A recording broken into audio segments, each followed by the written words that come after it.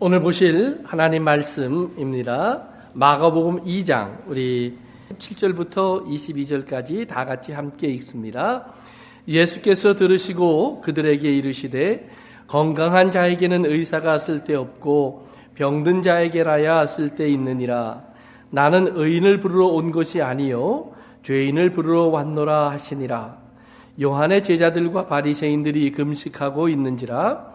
사람들이 예수께 와서 말하되 요한의 제자들과 바리새인의 제자들은 금식하는데 어찌하여 당신의 제자들은 금식하지 아니하나이까? 예수께서 그들에게 이르시되 혼인집 손님들이 신랑과 함께 있을 때에 금식할 수 있느냐? 신랑과 함께 있을 동안에는 금식할 수 없느니라. 그러나 신랑을 빼앗길 날이 이르리니 그날에는 금식할 것이니라. 생배 조각을 낡은 옷에 붙이는 자가 없나니 만일 그렇게 하면 기운 새 것이 낡은 그것을 당기어 헤어짐이 더하게 되느니라. 새 포도주를 낡은 가죽 부대에 넣는 자가 없나니 만일 그렇게 하면 새 포도주가 부대를 떠뜨려 포도주와 부대를 버리게 되리라. 오직 새 포도주는 새 부대에 넣느니라 하시니라. 아멘.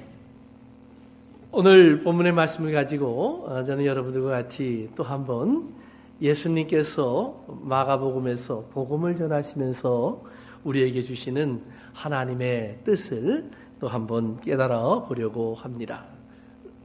복음서를 보면 예수님의 생애의 시작과 끝에 아주 비슷한 사건이 하나 일어납니다. 바로 요한복음 2장에 나오는 성전을 예수님께서 깨끗하게 청소하시는 장면과 마태복음 또는 누가복음, 마가복음에 공통적으로 나오는 그 마지막 부분에 나오는 예수님 돌아가시기 직전에 다시 예루살렘에 올라가셔서 성전을 또 한번 청소하시는 그런 장면이 소개됩니다. 학자들 가운데는 일부러 똑같은 사건을 이렇게 앞뒤로 옮겨놓은 것이다라는 말을 하는 분도 계십니다.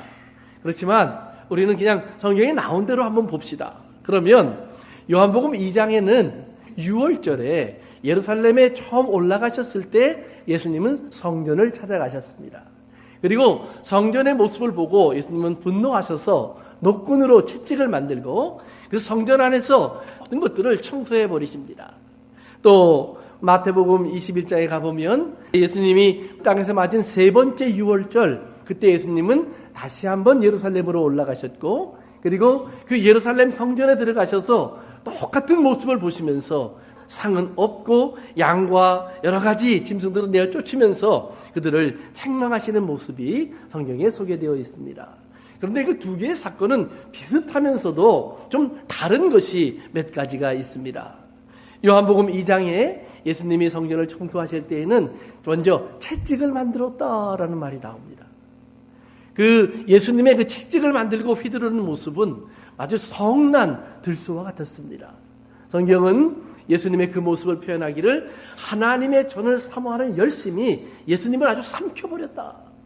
그래서 예수님이 우리가 알고 있던 그 예수님이 아니라 전혀 다른, 감정적으로도 그 사람의 행동이나 모습이 전혀 다른 모습이 등장했다는 겁니다. 그전까지 예수님은 병든 자를 고치셨습니다. 귀신을 쫓아주셨습니다. 말씀을 가르치고 계셨습니다. 예수님의 모습은 정말로 많은 사람들을 긍휼히 여기고 불쌍히 여기는 사랑의 모습이었습니다. 그런데 어느 순간 예수님의 모습은 180도 돌변합니다. 엄하게 예수님의 분노가 쏟아져 나왔습니다. 예수님은 비둘기를 파는 사람, 양을 파는 사람들을 내어 쫓았고 성전에서 이제 성전에 헌금을 하기 위해서 세상 돈을 가지고 와서 성전의 돈으로 바꾸는 환전상들을 다 내어 쫓았습니다. 그리고 이렇게 말씀하십니다. 너희는 내 아버지 집을 장사하는 집을 만들었다. 장사한다라는 말은 바꾼다라는 말입니다. A와 B를 바꾸는 겁니다. 그래서 요즘 여러분들은 돈이라고 하는 지폐를 가지고 또는 동전을 가지고 그것을 주고 여러분이 어떤 것을 얻게 됩니다. 왜냐하면 그 돈의 가치가 정해져 있기 때문에 그 가치만큼 내가 원하는 것을 가질 수 있습니다. 그래서 이것을 트레이드 한다고 그러죠. 이것을 장사라고 말을 합니다. 근데 예수님께서 오늘 성전을 보시면서 너희가 성전에서 장사가 되고 있다. 왜 성전에서 장사를 하는 것을 보고 예수님이 분노하셨을까요? 예수님이 장사하는 집을 만들었다라는 말은 그 성전에서 원래 있어야 되는 일, 그것이 변질됐다는 말입니다. 성전에 원래 있어야 되는 일은 은혜로운 일입니다. 은혜로운 일이라는 말은 뭐냐 하면 하나님께서 거저주시는 선물이 있는 곳이다라는 말입니다. 물론 이스라엘 사람들이 성전에서 예배드리기 위해서 이스라엘 사람들은 제물을 드려야 했습니다. 제물. 그러니까 양도 필요하고 비둘기도 필요합니다. 근데 오늘 우리가 그 제물이 무엇인지를 우리는 너무나 잘 압니다. 하나님께서 이스라엘에게 그들이 가난하고 힘들고 어려운데 억지로 양도 가져와라, 소도 가져와라, 비둘기도 가져와라 이렇게 말씀하시는 것 아닙니다. 오히려 하나님은 그들에게 양도 주셨고 소도 주셨습니다. 그들이 정말로 이 땅에서 아무것도 없는 가난한 자였고 노예였고 그리고 종살이 하던 사람들이었습니다. 그런데 하나님은 그들에게 자유를 주셨을 뿐 아니라 물질적인 것도 그들에게 채워주셨습니다. 한 걸음 더 나아가서 물질적인 것을 주셨을 뿐만 아니라 하나님은 저들이 하나님 앞에서 항상 거룩하고 참된 사람으로 살 수 있는 길도 그렇게 주셨습니다. 그들이 그 길을 가기 위해서 그들이 필요한 것이 뭐냐면 정기적으로 하나님 앞에 나와 하나님께 제물을 드리면서 자기의 죄를 용서받고 자기의 허물을 씻고 하나님과의 교제 속에 들어와 하나님과 함께 먹고 마시면서 하나님과 하나된 것을 확인하는 삶이 필요한 것입니다. 하나님은 그 삶을 그들에게 은혜로 주셨습니다. 돈으로 주신 것이 아닙니다. 값을 받고 주신 것도 아닙니다. 거저 주셨다는 말입니다. 그런데 이스라엘 사람들은 어느 순간인가부터 그것을 장사하기 시작합니다. 소를 바치고 양을 바치는 것이 그들이 자랑거리가 되기 시작합니다. 누가 더 많이 바치는가 그것이 중요하게 됩니다. 작은 동전을 드리는 과부와 큰 물질을 드리는 부자의 이야기가 성경에 기록되어 있습니다.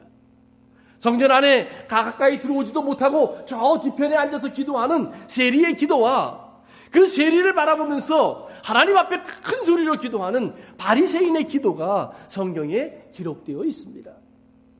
누구는 하나님 앞에 와서 자랑거리를 들여놓습니다. 하나님, 나는 이렇게 열심히 멋있게 아름답게 성실하게 하나님께 상을 받을 만한 일을 하고 돌아왔습니다. 하나님, 내가 자랑스럽지요 합니다. 또 한 사람은 하나님께 나와서 나는 참 많은 죄를 짓고 돌아왔습니다. 오늘 여러분들의 삶 속에서 우리가 정말 하나님 앞에 우리가 은혜의 빚진 자가 될 수 있기를 주님의 이름으로 축원합니다. 오늘 만약에 내가 좀 깨끗하고 거룩하고 아름답다면 여러분 기억하세요. 내가 깨끗하고 거룩하고 아름다운 것을 입을 수 있게 된 이유 속에는 하나님의 사랑이 먼저 있었다라는 말이에요. 세상에 여러 가지 일들 속에도 보면 가끔가다 재미있는 일들이 있습니다. 언젠가 한번 제가 그런 얘기를 드렸던 것 같은데, 사람이요 중고차, 오래된 차를 갖고 있을 때는요 그 차에 좀 이렇게 옷에 먼지가 묻은 사람이 타도 뭐 좀 이렇게 냄새나는 사람이 타도요 별로 상관을 하지 않아요. 그런데 brand new car 2017년도 여러분이 캐딜락을 뽑았어요. 그리고 오늘 교회를 쫙 왔어요. 그런데 보니까 교회에서 청소하고 막 설거지하고 땀이 뻘뻘 나고 막 옷에 물이 튄 사람이 갑자기 쫓아오더니 그러는 거예요. 내가 오늘 집에 가야 되는데 차가 없는데 나 좀 태워줄래? 아이고, 옷이 흠뻑 젖었어요. 구정물로 몸에서 냄새가 펄펄 풍겨요. 태워주고 싶어요? 안 태워주고 싶어요? 속으로는 안 태워주고 싶은 생각이 여기까지 꽉 차 있는데 그냥 금방 예배드리고 나왔으니까 안 한다고 그러면 또 안 되니까 억지로 타긴 타는데 조심해서 타. 먼지 떨어뜨리지 마. 거기 젖으면 안 되니까 이거 깔고 타. 타올 깔아주고요. 방석 깔아줍니다. 사랑하는 성도 여러분, 내가 낡은 차를 타고 있을 때는 없던 마음이 새 차를 타면 생길 때가 있어요. 어렵게 자란 한 사람이 있었습니다. 고아원에서요, 참 힘들게 자랐어요. 그렇지만 나중에 성공을 했어요. 돈도 많이 벌었어요. 부자가 됐어요. 이제 자기가 자랐던 그 고아의 시절이 생각이 나서요, 자동차에다가 그 고아원에 줄 선물을 잔뜩 싣고 주머니에다가는 기부금도 좀 단단히 넣고요, 그리고 멋진 옷을 입고 고아원을 찾아갑니다. 원장님을 만나서 반갑게 인사를 하고요, 선물을 전달하고요, 그리고 그 고아들을 어떻게 지내는가 보러 잠깐 나갔습니다. 아이들이 뛰노는데 원장님이 소개를 합니다. 오늘 이분이 너희들에게 선물로 가져오고 기부금도 주어서 너희들은 이제 내일은 정말로 고기 반찬에 어디 좋은 시간을 가질 수 있게 되었다.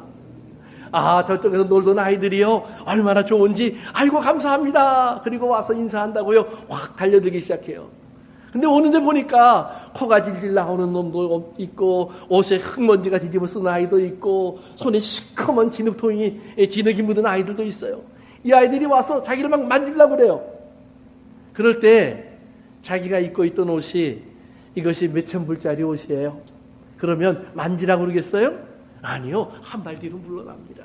아, 됐어. 안 만져도 돼. 그렇게 안 해도 돼. 거기 좀 가만히 있어. 우리도 모르는 사이에 우리는 그렇게 된다는 말이에요. 그러면 나는 안 그럴까요? 저도 마찬가지예요. 만약 여러분들이 그곳에 가서 정말 고아들과 함께 어울려서 그들을 사랑하기를 원한다면 그 고아원에서 일하는 사람들과 똑같은 옷을 바꾸어 입으면 돼요. 좋은 옷을 입고 성공한 모습으로 가는 것이 아니라 이 옷 다 벗어놓고 가서 일할 수 있는 옷, 땀 흘릴 수 있는 옷, 아이들과 함께 씨름할 수 있는 옷, 아이들의 코를 닦아줘도 아깝지 않은 옷, 그 옷으로 바꿔 입고 가라라는 말이에요. 바꿔 말하면 아무리 좋은 옷을 입은 어머니는 자기 아이가 쓰러져 있으면 먼지구덩이라도 달려간다는 말이에요. 자기 아이라면 피가 나도 그 아이를 안고 뛰어간다는 말이에요. 몇천 불짜리 옷이 보이지 않아요. 아이가 보인다는 말이에요. 사랑하는 성도 여러분, 우리가 정말 하나님의 은혜 속에서 거룩한 사람이 되었다고 생각을 한다면 오늘 내가 어떻게 이 거룩한 옷을 입었는지를 기억할 수 있기를 바라요. 내가 이 거룩한 옷을 입은 것은 내가 돈을 내고 사서 입은 것이 아니라 예수님께서 이 땅에 오셔서 십자가를 지시고 내 죄를 대신하여서 저 십자가에서 피 흘려주셨기 때문에 그 피에 내 옷이 빨아졌기 때문에 예수님께서 그 거룩하고 깨끗한 옷을 나에게 입혀주시면서 옛사람을 벗어버리고 새 옷을 입으라고 입혀주셨기 때문에 오늘 그 옷이 나를 거룩하게 만드는 거예요. 만약 그 옷이 나를 거룩하게 만들었다면 그 옷을 입고 있는 사람들의 가슴 속에는 바로 나를 사랑하시는 하나님의 사랑이 함께 들어와 있어야 돼요. 그 사랑이 들어와 있지 아니하면 그것은 예수님이 말하는 거룩한 옷이 아니다라는 말이에요. 그런데 이스라엘 사람들은 언제부턴가 그들이 입고 있는 거룩한 옷은 보이는데 그 거룩한 옷을 입혀주신 주님의 은혜는 잊어버렸다는 말이에요. 그 몇천 불짜리 때문에, 그 몇만 불짜리 때문에, 그 몇십만 불짜리 때문에, 그 사람들에게 인기 있는 그것 때문에, 사람들에게 존경받는 그 존경 때문에, 이 세상에서 자랑하는 자랑거리 때문에 우리는 어느 순간 내 수고와 내 노력과 내 열심이 주님의 은혜보다 더 크게 자리 잡고 나를 덮고 있다라는 말이에요. 오늘 여러분의 삶 속에서 이것이 꼭 사라지기를 주님의 이름으로 축원합니다. 예수님 당시에 예수님이 살아가는 모습을 바라보던 많은 바리새인들과 서기관들이 오늘 본문의 말을 합니다. 예수님이 마태와 세리들과 죄인들과 같이 밥을 먹고 있어요. 그들은 예수님을 거룩하다라고 말하고 싶어요. 거룩하신 분이니까, 능력 있는 분이니까, 지혜로운 분이니까, 뛰어난 분이니까 자기들의 친구가 되어주기를 원해요. 자기들과 앉아서 밥을 먹고 자기들과 함께 대화를 나누고 자기들과 함께 교제하기를 원해요. 그러면 그들은 생각하는 거예요. 예수님의 거룩함, 예수님의 능력, 예수님의 지혜, 그것은 바로 우리와 하나 될 만한 것이다. 그러니 너도 거룩하고 너도 지혜롭고 너도 뛰어나다라는 말이에요. 또한 동시에 생각하는 거예요. 예수님도 우리 가운데 들어오면 거룩해지고 존경받고 사람들에게 이렇게 대우받는 아름다운 멋있는 사람이 될 수 있습니다 라고 말하는 거예요. 끼리라는 말이에요. 그러나 예수님 거기에 있으면 예수님의 모습은 어떤 모습일까요? 가룟 유다라고 하는 예수님의 제자가 있습니다.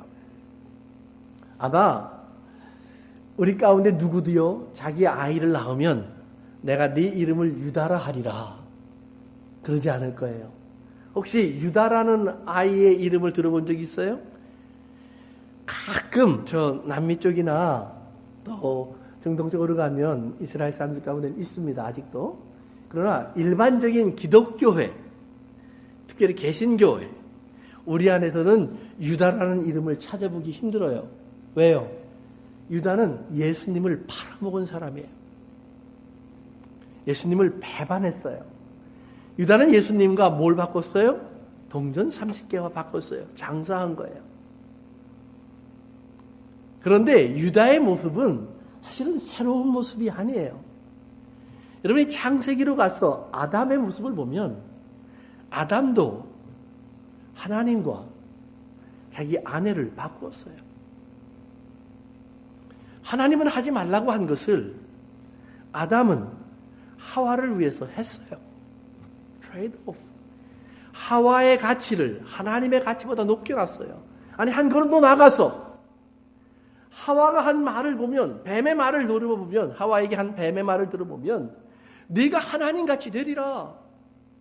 자기와 하나님을 바꾸었어요. 가룟 유다나 아담이나 똑같은 거예요. 그러면 가룟 유다나 아담이 똑같은 사람이라면 오늘 나와 가룟 유다가 다른 사람이냐는 말이에요. 나도 가룟 유다와 똑같은 사람이에요. 만약 제가 목사인데요, 목사이기 때문에 제가 교회 앞에 어떤 주장을 해요. 교인들이 따라오지 않아요. 그러면 내가 목사인데 그 순간 나는 가룟 유다예요.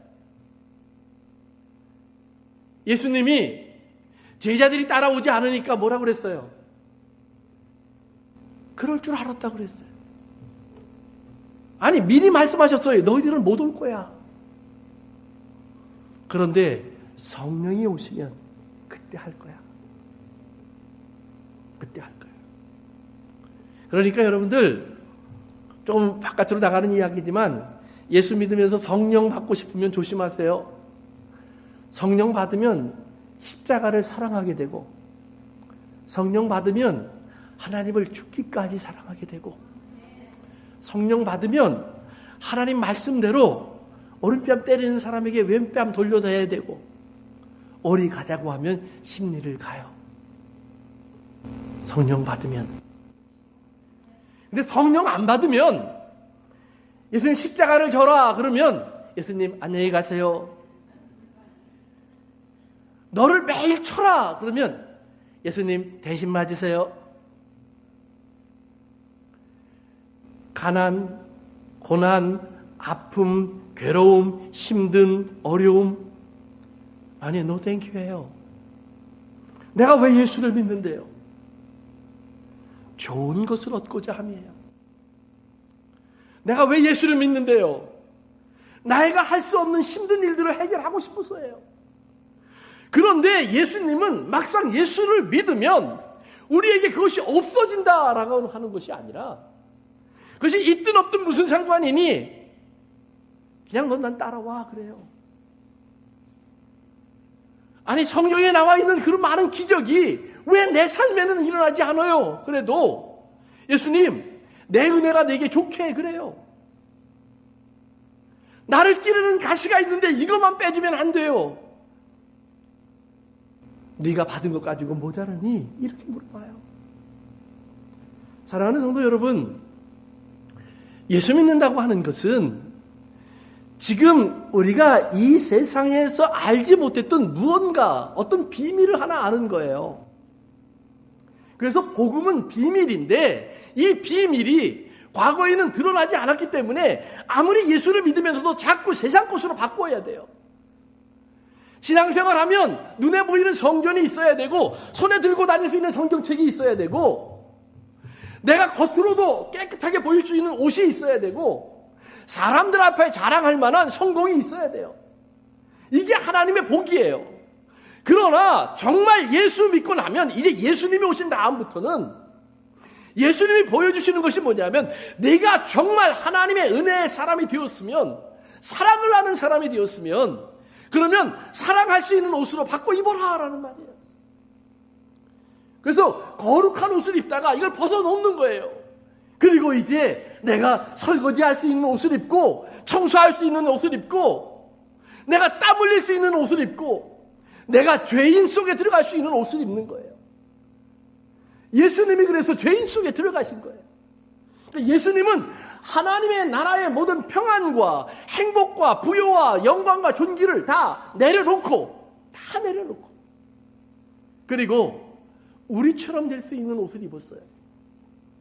우리처럼 될 수 있는 옷을 입는 방법은 모든 걸 버리는 거예요. 여러분은 그렇기 때문에 아무것도 가진 것이 없는 것이 사람이에요. 우리는 참 많은 것을 가진 줄 알지만 사실은 내 것이 아무것도 없잖아요. 우린 두 가지로 다 뺏겨요. 하나는 알아서들 떠나가요. 사람도 나를 떠나가고요. 돈도 나를 떠나가고요. 친구도 나를 떠나가요. 성공도 나를 떠나가요. 인기도 나를 떠나가요. 이상하게 알아서들 가요. 어떤 건 내가 가지고 있어요. 죽을 때까지. 근데 죽어보니까 안 따라와요.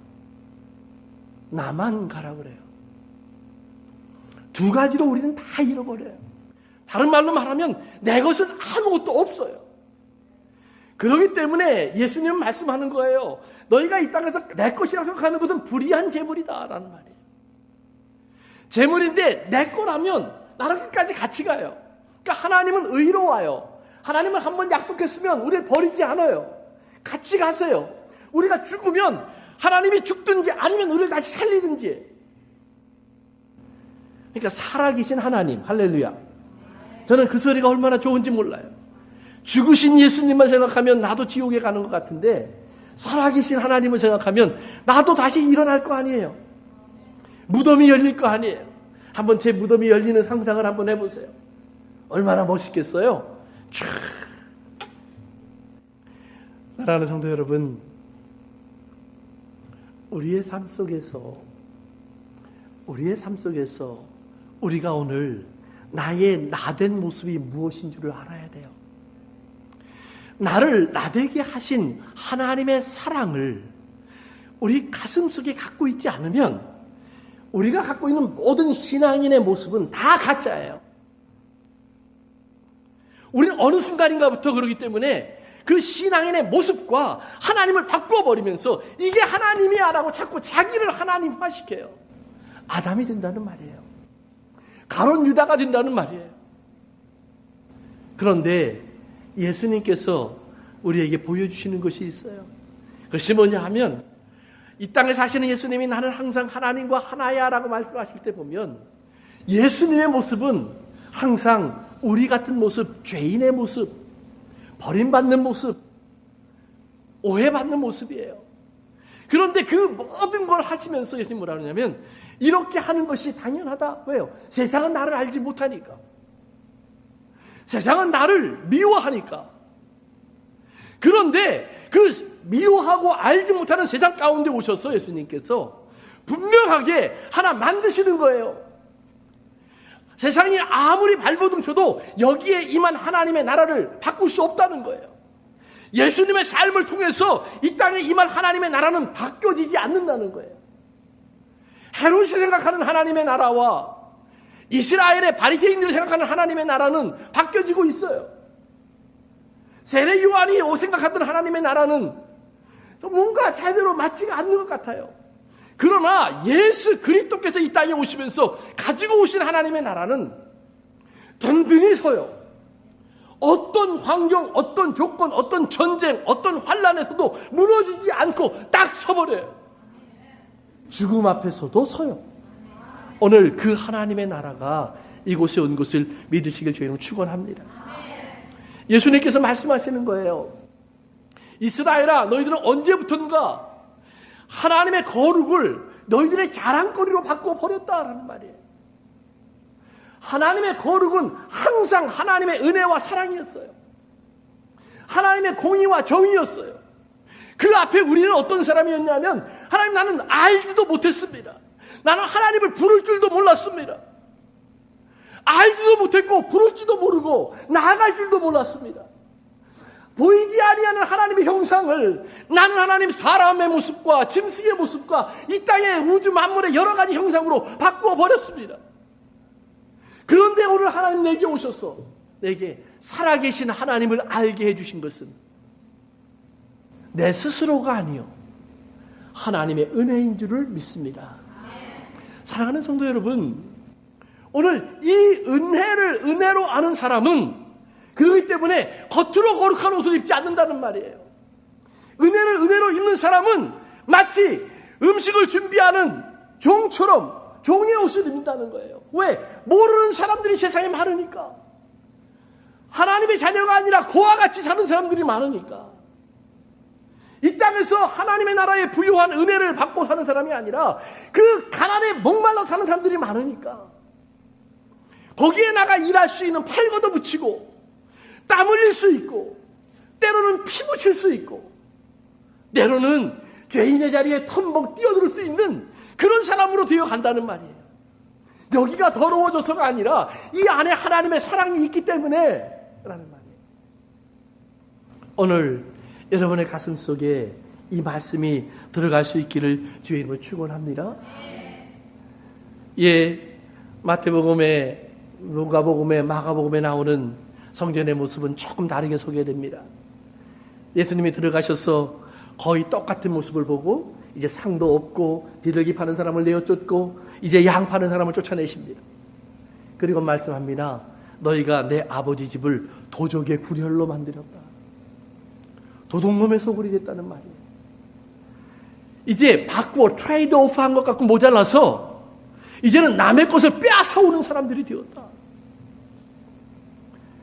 사랑하는 성도 여러분, 성전이라는 이름으로 하나님이라는 이름으로 이 땅의 사람들의 것을 빼앗아오려는 교회는 교회가 아닙니다.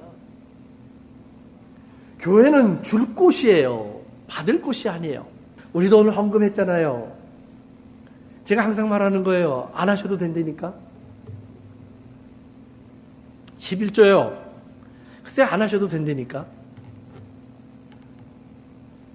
중요한 거예요. 저는 제 아내가 저보러 돈 달라고 그래서 제 월급을 몽땅 아내에게 바치는 게 아니에요. 주고 싶어요. 우리 집사람이 돈을 좋아하거든요. 그래서 주고 싶어요. 내 주머니에 뭐만 생기면은요, 저는 우리 집사람이 좋아하는 거구나. 그리고 집에 가고 싶어요. 그러니까 저를 집에 못 가게 하려면 돈을 주지 마세요. 돈만 주면 집으로 가요. 주고 싶은 사람이 있어서. 우리 아이들이 있어요. 요즘 제 고민이 뭔지 아세요? 성도님이 제게 자동차를 하나 이제 빌려주셨어요. 우리 아이를 위해서 이제 써야 돼요. 주고 싶은 마음이 여기까지 올라와요. 근데 아직도 내가 확인하고 싶은 게 남았어요. 그거 확인하고 싶어서요. 제가 얼마나 이거 참고 있는지 아세요? 열쇠를 당장이라도 주고 싶어요. 그런데 참고 있어요. 이게 하나님 아버지의 마음이죠. 우리가 잘 아셔야 돼요. 헌금 시간이 예배의 중심이 아니에요. 예배의 중심은 예수 그리스도의 십자가의 은혜를 알고 그것을 찬송하고 감사하는 거예요. 그러면 그것을 찬송하고 감사하는 하나님의 자녀들에게 아버지께서 이 아버지의 마음으로부터 솟아나오는 은혜를 다 부어주시는 거예요. 그게 예배예요. 오늘 여러분의 가슴 속에 정말 하나님이 들어가 계시면 교회 헌금은 어쩌면 두 번째예요. 사실은 교회는 헌금 없어도 돼요. 이 세상에 하나님 아버지께서 손을 뻗치고 싶고 찾아가고 싶고 품에 안고 싶은 사람이 얼마나 많이 있겠어요. 오늘 여러분의 눈에 그들이 보여야죠. 오늘 본문이 그 얘기를 하는 거예요. 이 땅의 사람들이 지금 앉아서 예수님과 같이 먹고 마시고 있어요.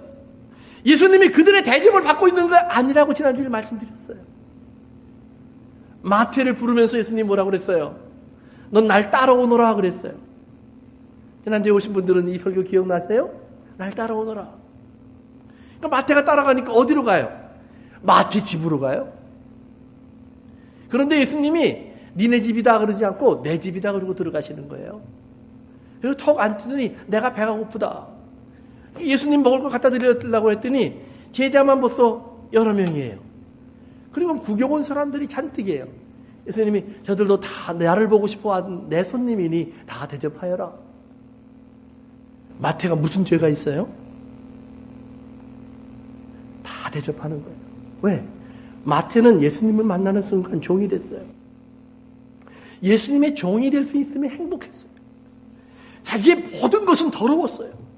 자기의 전 인생은 저주의 손가락 밑에 있었어요. 그런데 예수님을 만나는 그 순간 이 땅의 사람들은 여전히 똑같은 소리를 하는지 모르지만 예수님의 입에서 나오는 새로운 소리가 있어요. 삭개오한테만 그 말씀을 하셨겠어요? 너도 하나님의 아들이다. 너도 이제는 사람을 낚는 어부가 될 거야. 너는 얼마나 귀한 내 음성을 기록으로 남길 하나님 얼마나 소중한 사람인 줄 아니? 너의 펜으로 하나님의 마음을 이 땅에 남겨놓게 될 거야. 사랑하는 성도 여러분, 마태는 그 자리에서 예수님을 섬겼지만 사실은 마태복음이라는 글을 통해서 오늘날 우리에게까지 예수님과 함께 먹고 마시게 하고 있는 거예요. 사랑하는 성도 여러분, 여러분들을 초대하신 마태의 집이 하나님의 성전인 줄로 믿으시길 바랍니다. 거기 하나님의 성전이에요. 마태는 다 내놓은 것 같지만 마태한테 가서 물어보세요. 아니에요. 내 것이 없어요. 주님의 것이었는데 주님이 쓰시겠다고 하셔서 내가 드린 것뿐이에요. 그들에 온 사람들, 마태가 큰일 했어. 마태가 너무 수고 많이 했어. 마태의 집에서 잔치 오늘 정말 음식이 맛있었어. 별의별 얘기를 다 마태 얘기하겠지만 마태는 그 소리에 몸둘 바를 몰랐을 거예요. 이거 주님의 것인데, 주님 앞에 드린 것인데, 내 것이 아니었는데. 사랑하는 성도 여러분, 교회는 주는 곳이에요. 예수님도 항상 내 살을 먹으라, 내 피를 마시라.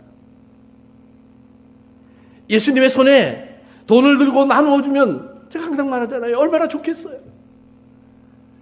글쎄 돈 주면 내가 가서 알아서 산다니까요.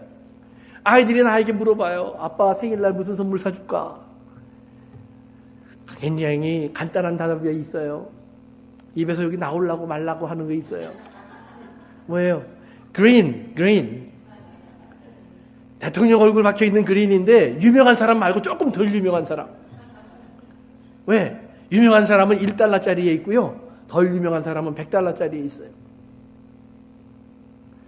사랑하는 성도 여러분, 오늘 교회가 이 땅을 향해서 무언가를 주려고 하는 그 우리가 갖고 있는 풍요를 꼭 발견할 수 있게 되기를 주님을 축원합니다. 이걸 발견하지 못하면 강도가 되는 거예요. 몇 번 설교했지만 교회 나오라고 예수 믿으라고 해놓고 들어와서 앉으면 11조 안 하면 저주받을 거라고 그러고 헌금 안 하고 감사 헌금 안 하면 네 인생에 하나님의 은혜가 없어질 거라고 협박하니까 이게 강도지 뭐예요. 주일 예배 빠지면 안 된다고. 글쎄 예수님도 같은 교회 다닌 적이 없다니까요. 예수님은 갈릴리 교회도 갔다가 예루살렘 교회도 갔다가 사마리아 교회도 갔다가 가버나움 교회도 갔다가 다음 주일부터 이 교회 갔다가 저 교회 갔다가 그러다가 찾아오시기 바래요. 모든 교회가 그러면 여기도 또 다 새로운 사람이 올 테니까. 사랑하는 성도 여러분, 우리 교회는 가난해지면 안 돼요. 가난해지면 우리는 자꾸 뺏는 거예요. 우리가 큰 교회일수록, 여러분 어떤 면에서요 그런 게 있어요. 큰 교회일수록 헌금이 많아요. 왠지 아세요? 교회를 사랑하니까? 아니요, 그만큼 필요하니까. 작은 교회요, 교인들이 잘 안 나오려고 그래요. 왜? 부담스러워요. 숫자를 세어보니까, 그래서 목사님 한 사람 우리가 생활비를 드리려면 계산해보니까, 아이고 내가 한 달에 그래도 몇백 불은 해야 되겠네. 그 돈 가지고 내가 쓸 데가 얼마나 많은데요. 사랑하는 성도 여러분, 교회는 그런 곳이 아니잖아요. 예수님이 얼마나 당당하셨어요. 바울, 베드로, 요한, 그들이 하나님의 교회 앞에 서서 얼마나 자신이 있었어요. 분명히 말해요. 나는 너희들에게 헌금을 요구하는 것이 아니요. 그런데 왜 언제부턴가 교회가 헌금이 없으면, 헌금을 안 하면 신앙이 없는 것처럼 바뀌어졌냐는 말이에요. 우리가 줘야 할 것이 너무 많은데, 줘야 할 것이 왜 꼭 헌금을 해야 주는 것처럼 그렇게 협박하고 거짓말하고 하나님 말씀이 없는 말들을 하냐는 말이에요. 주님께서는 거저 받았으니 거저 주어라 그랬어요. 너희가 배부르게 못할 양식을 왜 그것을 위해서 그렇게 수고하느냐.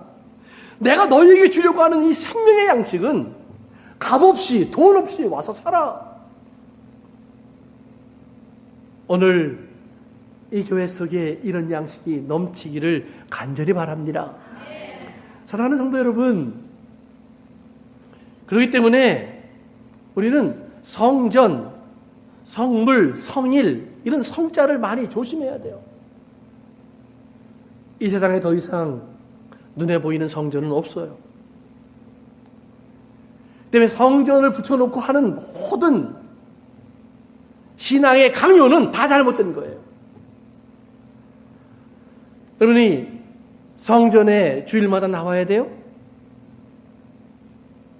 그러면 그 성전이 어디예요? 내 몸이, 여러분의 몸이, 여러분 집에서 두 사람만 같이 마음을 모아서 같이 그 자리에 앉아 있어도 그게 템플이에요. 거기서 예배 드리시면 돼요.